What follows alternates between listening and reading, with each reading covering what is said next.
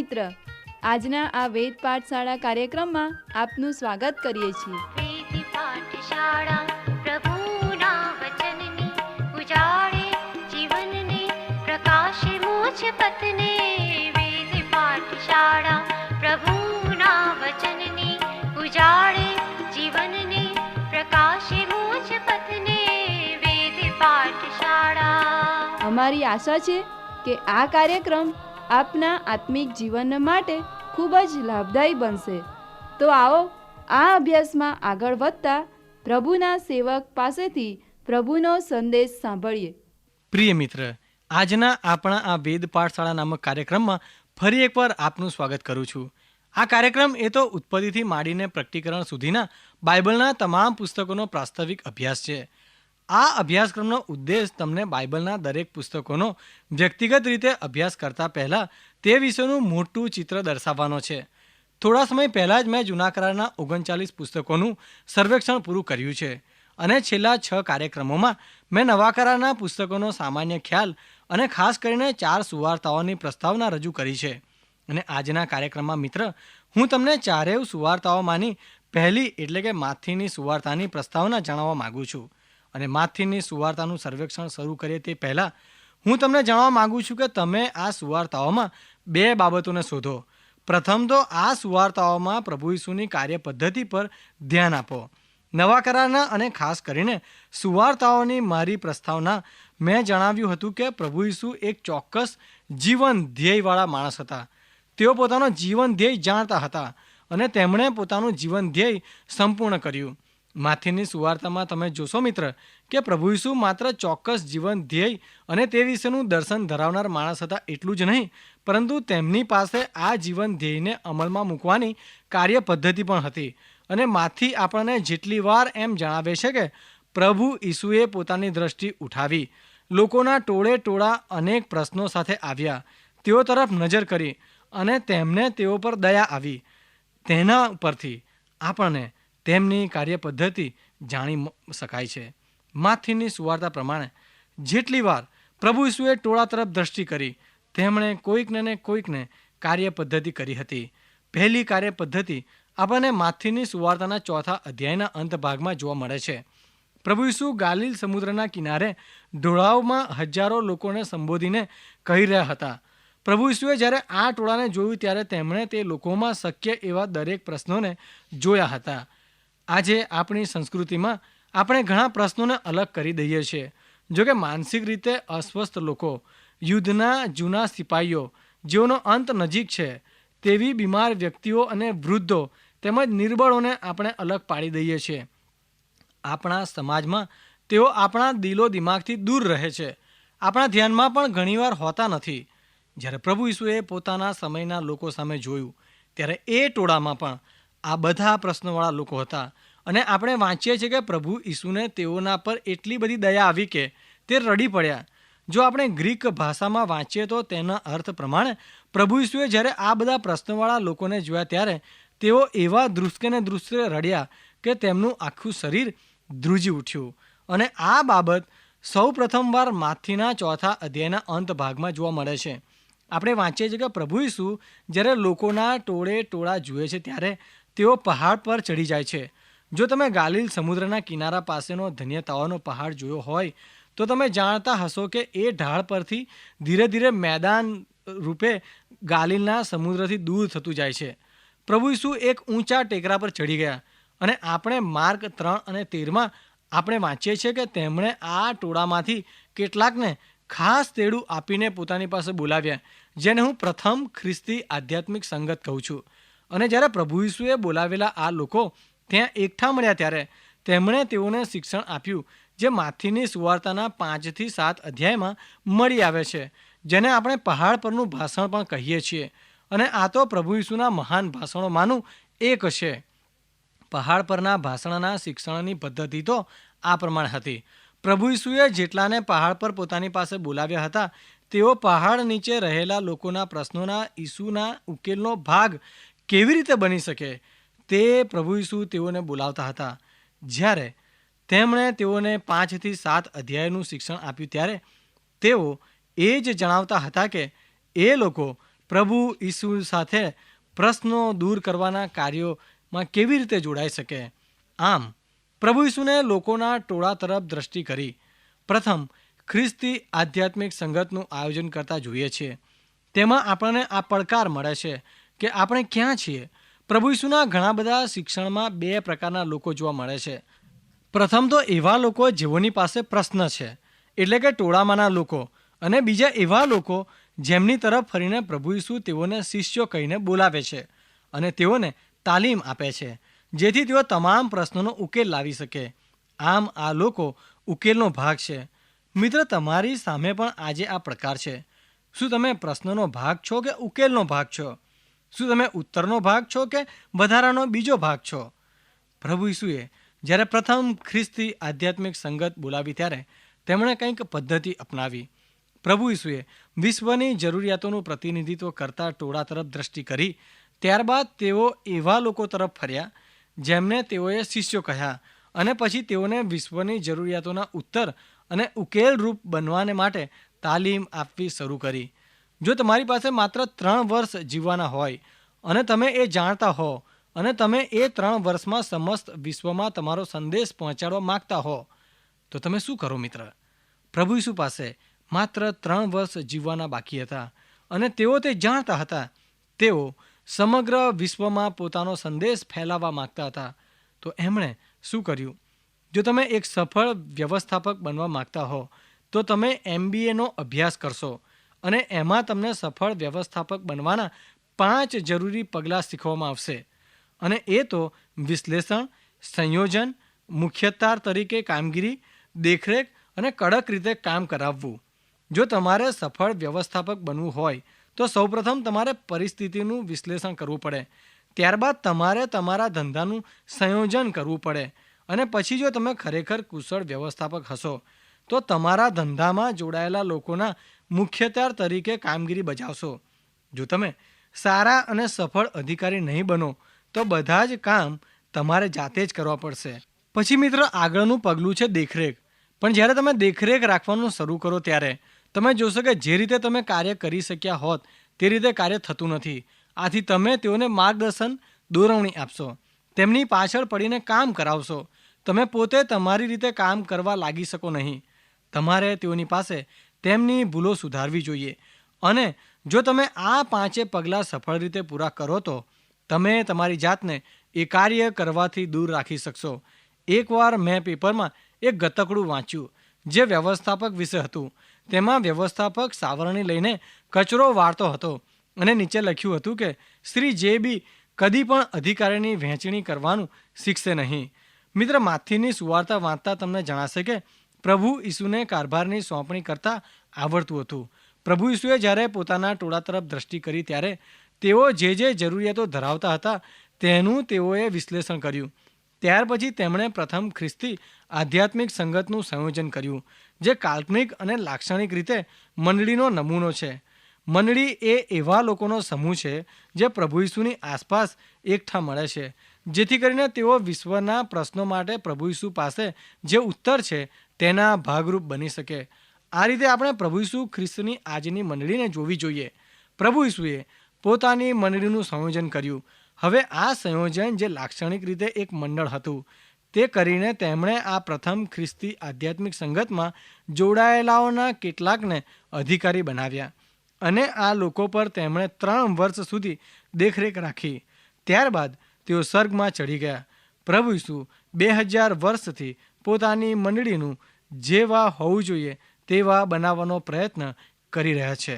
માથીની સુવાર્તામાં પ્રભુ ઈસુની આ કાર્ય પદ્ધતિ પર ધ્યાન આપો. પહેલીવાર જ્યારે તેમણે લોકોનું ટોળું જોયું ત્યારે તેમણે વિશ્લેષણ કર્યું અને સંયોજન કર્યું. અને માથી 5-7માં જ્યારે તેમણે પોતાનું શિક્ષણ કાર્ય પૂરું કર્યું ત્યારે તેમણે પોતાના શિક્ષણને નિર્ણયાત્મક બનાવ્યું.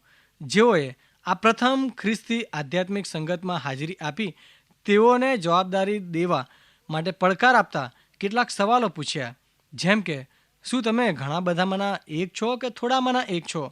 બીજી રીતે કહીએ તો શું તમે એ લોકોમાંના છો કે જેઓ એમ સમજે છે કે આ ઉકેલના ભાગીદાર બનવું સરળ છે, કે પછી એવાઓમાંના છો કે જેઓ જાણે છે કે આ ઉકેલના ભાગીદાર બનવું સરળ નથી?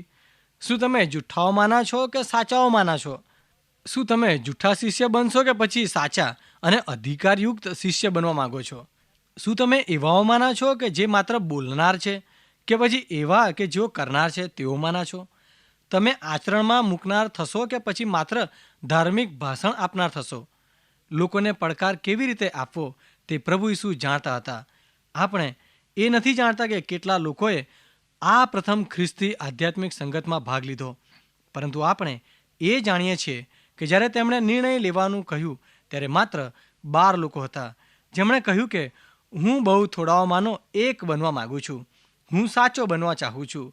જેઓ બોલેલું કરે છે તેઓમાંનો એક બનવા માગું છું. અને પછી આપણે જોઈએ છીએ કે પ્રભુ ઈસુએ તેમને અધિકાર સોંપીને તેમને પ્રેરિતો બનાવ્યા. માથીની સુવાર્તામાં આપણે વાંચીએ છીએ કે બીજી વાર જ્યારે પ્રભુ ઈસુએ લોકોના ટોળા તરફ દ્રષ્ટિ કરી, 9મા અધ્યાયની 36મી કલમમાં આપણે જોઈએ છીએ પ્રભુ ઈસુએ દ્રષ્ટિ ઉઠાવીને લોકોના ટોળાને જોયું.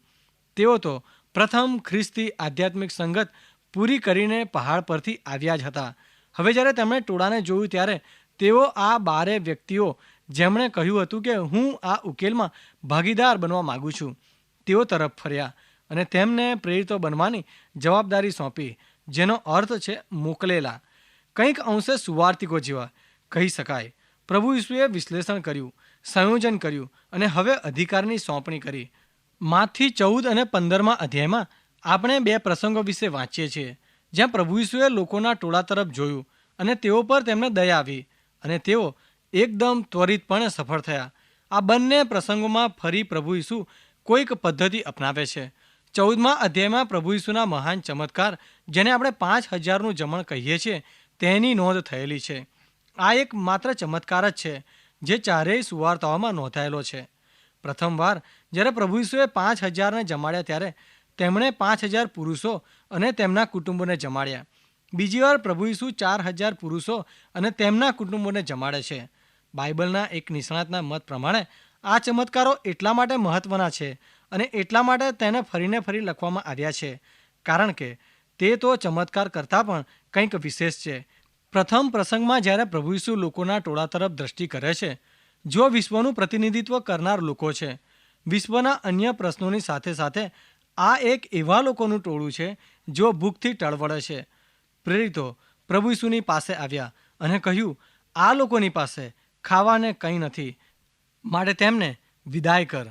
પ્રભુ ઈસુ કહે છે કે તેમને ક્યાંય મોકલશો નહીં, પણ તમે તેઓને ખાવાનું આપો. તમારી પાસે કેટલી રોટલી છે? જાઓ અને જુઓ. મિત્ર, અહીં બહુ પદ્ધતિસર બની રહ્યું છે. પ્રભુ ઈસુ પોતાનો વિશ્વ સુધી પહોંચવાની કાર્ય પદ્ધતિનો નમૂનો આપી રહ્યા છે. પહેલા પ્રસંગમાં 5000 પુરુષો અને સ્ત્રીઓ તથા બાળકોની નોંધ છે અને ત્યાર પછી બીજા પ્રસંગમાં 4000 પુરુષો અને તેમની સાથે સ્ત્રીઓ તથા બાળકોની શક્યતા નોંધવામાં આવી છે.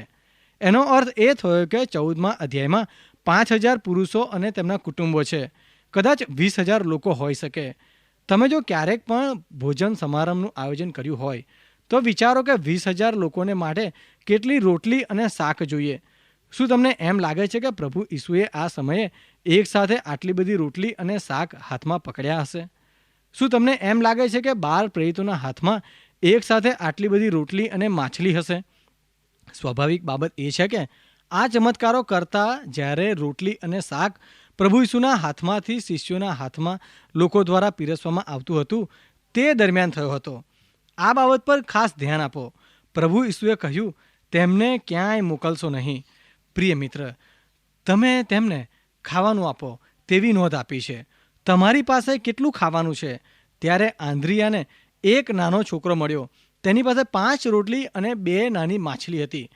આંદ્રિયા એ બાળકને તેના ખાવાના સાથે પ્રભુ ઈસુની પાસે લાવ્યો અને કહ્યું, મને આ છોકરો મળ્યો છે, તેની પાસે થોડું ખાવાનું છે, પણ એટલાથી આટલા બધાને સી રીતે પૂરું થશે? પ્રભુ ઈસુએ એ છોકરા પાસેથી ખાવાનું લીધું, તેના પર આશીર્વાદ માગ્યો, રોટલી તોડી અને શિષ્યોને આપી. શિષ્યોએ લોકોના ટોળાને પીરસી. હવે આ વધારો ક્યારે બન્યો? જ્યારે શિષ્યોએ આ નાના છોકરાના થોડા ખોરાકને લઈને વિશ્વાસથી આ લોકોના ટોળાને, જેમાં કદાચ 20000 માણસો હશે, તેમને વહેંચવાનો શરૂ કર્યો ત્યારે હું માનું છું કે આ ચમત્કાર બન્યો હશે. આ ચમત્કાર જેવો જ બીજો એક ચમત્કાર છે જેમાં પ્રભુ ઈસુ પાણીમાંથી દ્રાક્ષારસ બનાવે છે. આ ચમત્કાર યોહાનની સુવાર્તાના 2 અધ્યાયમાં નોંધાયેલો છે. પ્રભુ ઈસુ અને તેમની માતા એક લગ્ન પ્રસંગે મહેમાન તરીકે ગયા હતા. ત્યાં દ્રાક્ષારસ ખલાસ થઈ ગયો. ત્યારે તેની માતાએ પ્રભુ ઈસુને કહ્યું, તેમની પાસે દ્રાક્ષારસ નથી. તે એમ કહેવા માગતા હતા કે કંઈક કર. પ્રભુ ઈસુએ એવું વર્તન કર્યું જાણે કે તેઓ કંઈ કરવાના ન હોય. પરંતુ તેમની માતા ચાકરો તરફ ફર્યા અને તેમને કહ્યું, જે કંઈ તે તમને કહે તે કરો. હવે 3 મળના પાણીમાં એવા પથ્થરના 6 કુંડો ત્યાં હતા અને ઈસુએ તેઓને કહ્યું, તે કુંડોમાં પાણી ભરો. અને જ્યારે ચાકરો આ કુંડો ભરી રહ્યા કે તરત જ પ્રભુ ઈસુએ તેઓને કહ્યું, હવે તે પીરસવાનું શરૂ કરો. ચાકરો કદાચ એમ કહી શક્યા હોત કે આ તો પાણી છે જે હમણાં જ અમે ભર્યું છે, એ અમે પીરસીએ.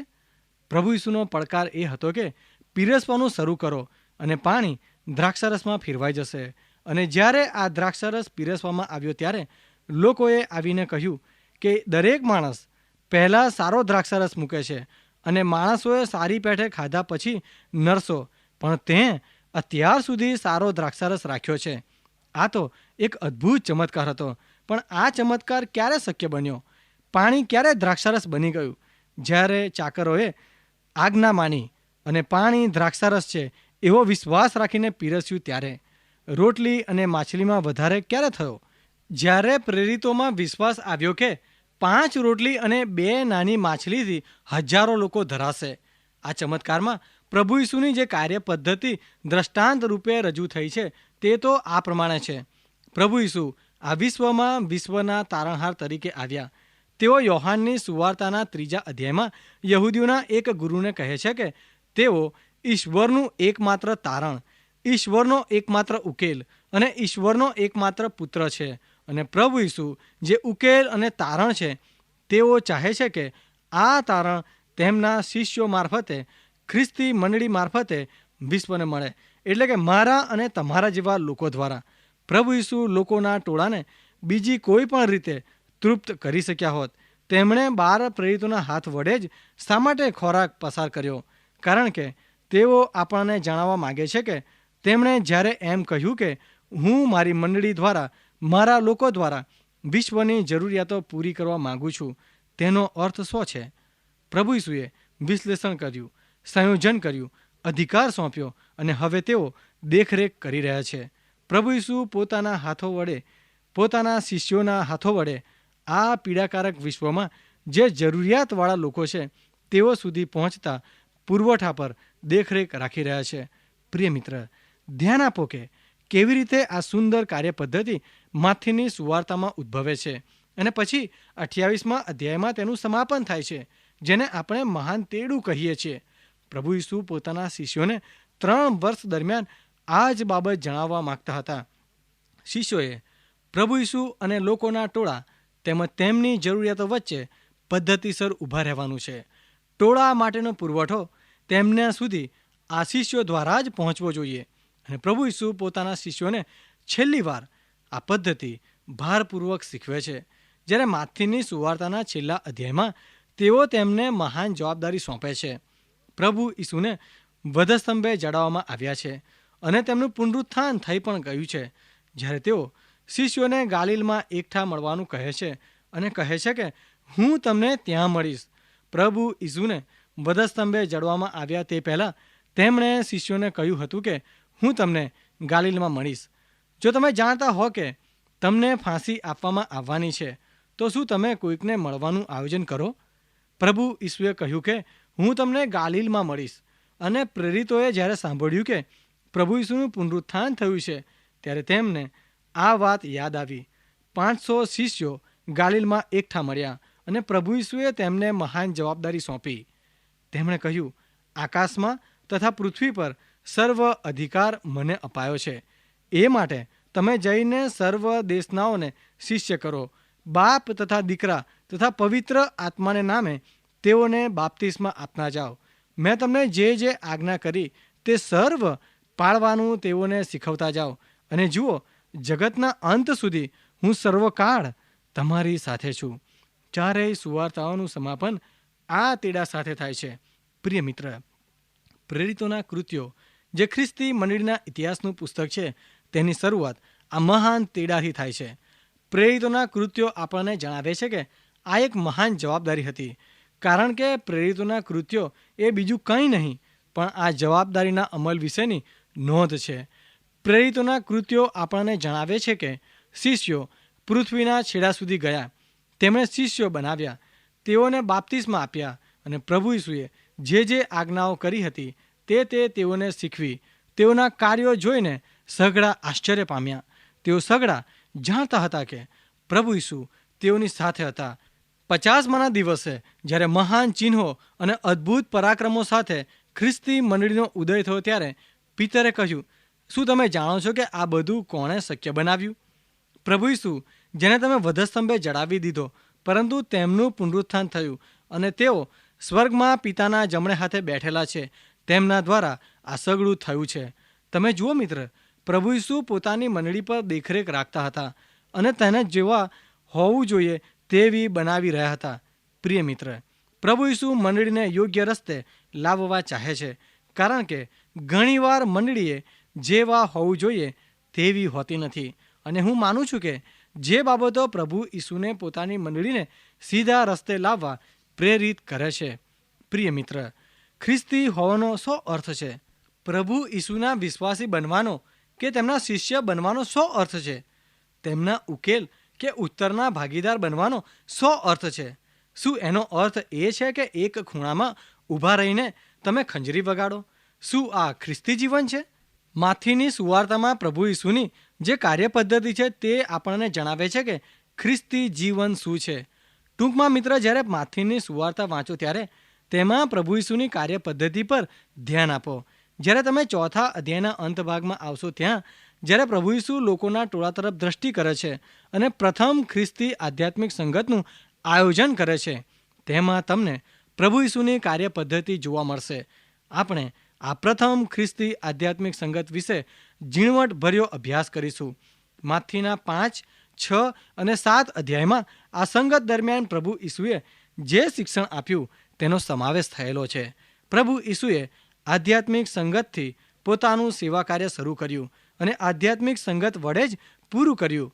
આ પ્રથમ સંગતના અંતમાં તેમણે 12 પ્રેરિતોને તૈયાર કર્યા અને આ 12 માણસો સાથે પોતાના જાહેર સેવા કાર્યના 3 વર્ષ તેમણે પસાર કર્યા. આ 12ની સાથે તેમણે અંતિમ ખ્રિસ્તી આધ્યાત્મિક સંગતનું આયોજન કર્યું. આ સંગત વિશે 13 થી 16 અધ્યાયમાં વાંચવા મળે છે. આ સંદેશને ઉપલી મેળીનું ભાષણ કહે છે અને આ તો પ્રભુ ઈસુનું સૌથી લાંબામાં લાંબુ ભાષણ છે. ધ્યાન આપો મિત્ર, દરેક વખતે જ્યારે પ્રભુ ઈસુએ વિશ્વનું પ્રતિનિધિત્વ કરતા જરૂરિયાતમંદવાળા લોકોને જોયા, ત્યારે તેઓ પ્રેરિતો તરફ ફર્યા અને તેમની શક્તિને કેળવણીને દ્રઢ કરી, કારણ કે તેઓ પ્રભુ ઈસુના ઉકેલના ભાગીદાર હતા. જો તમે આ અર્થને સમજશો તો તમે પ્રભુ ઈસુની કાર્ય પદ્ધતિને સમજી શકશો. બીજી વાર જ્યારે પ્રભુ ઈસુએ લોકોના ટોળાને જોયું, ત્યારે તેમણે 12 પ્રેરિતોને જવાબદારી સોંપી અને તેમને તાલીમ આપી ને બહાર મોકલ્યા. પ્રભુ ઈસુ અને તેમના પ્રેરિતો વચ્ચે જે સંબંધ હતો તેને આપણે સંક્ષિપ્તમાં કહી શકીએ કે તેમણે તેઓને શિક્ષણ આપ્યું.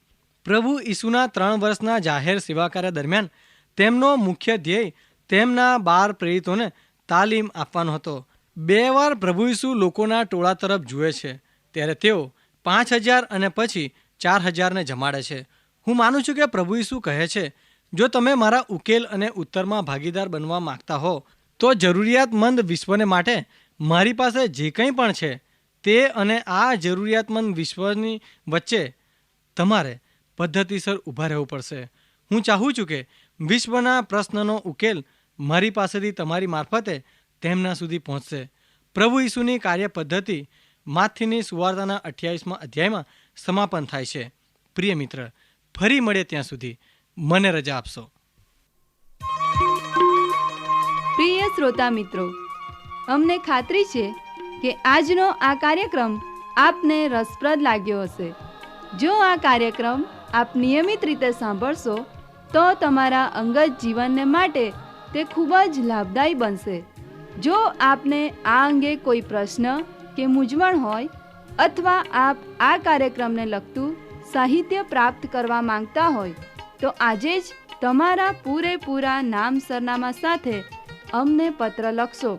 અમારું સરનામું છે કાર્યક્રમ Ved Pathshala, Vishwavani, post box number 2036, Fatehganj, Vadodara 390002. ધન્યવાદ.